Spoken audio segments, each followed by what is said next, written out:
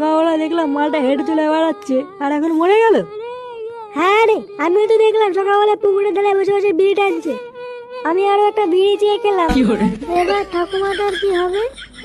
আমার ভাতার মরে গেল। কালকে ছেলেটা মরলো তাহলে। গুড মর্নিং 2.5 টাকা পেতাম, বাড়া না দিয়ে মরে গেল। সে বাড়া দেবে দেবে না দেবে না দেবে, আজ থেকে বাড়া বুড়োর বউ আমার। কি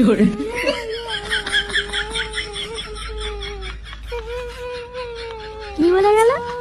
ও যা বলে বলুক গিয়ে, ছাড় বাড়া। এই বালটা মনে হচ্ছে হার্ট ফেল করেছে, শিওর।